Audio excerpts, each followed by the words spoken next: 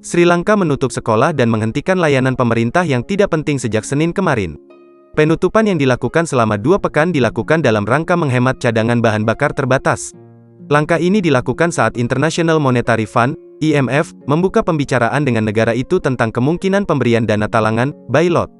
Dikutip dari laman Forbes India, Rabu, tanggal 22 Juni tahun 2022, negara berpenduduk 22 juta orang itu kini berada dalam cengkeraman krisis ekonomi terburuknya setelah kehabisan devisa untuk membiayai produk impor yang paling penting termasuk makanan, bahan bakar, dan obat-obatan. Pada Senin lalu, sekolah-sekolah ditutup dan kantor-kantor pemerintah pun bekerja sesuai dengan rencana pemerintah untuk mengurangi perjalanan dan menghemat bensin serta solar yang berharga. Sri Lanka telah menghadapi rekor inflasi tinggi dan pemadaman listrik yang berkepanjangan. Hal ini akhirnya berkontribusi pada terjadinya protes massa selama berbulan-bulan dan terkadang disertai tindakan kekerasan.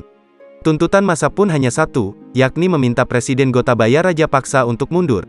Ribuan mahasiswa berbaris di banyak jalan di kota Colombo pada Senin lalu dan meneriakkan, harus mundur. Hal ini mengacu pada presiden yang mereka tuduh korupsi dan salah urus negara.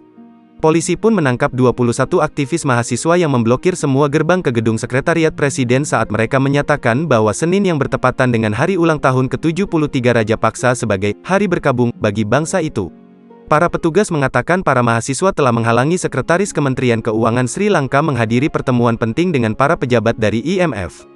Namun kantor Perdana Menteri Ranil Wickremesinghe menyampaikan pembicaraan dengan delegasi IMF yang sedang berkunjung serta diskusi langsung pertama sejak Sri Lanka meminta bailout pada April lalu, berjalan sesuai rencana.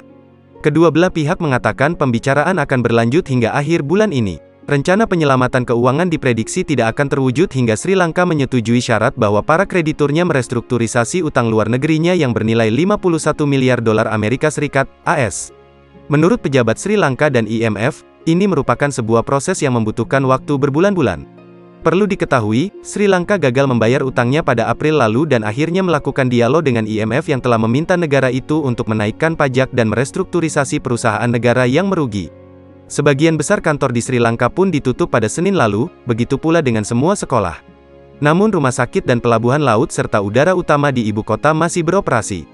Ratusan ribu pengendara menunggu dalam antrean panjang bermil-mil di seluruh negeri untuk mendapatkan bensin dan solar, meskipun Kementerian Energi mengumumkan stok baru tidak akan tiba setidaknya selama 3 hari.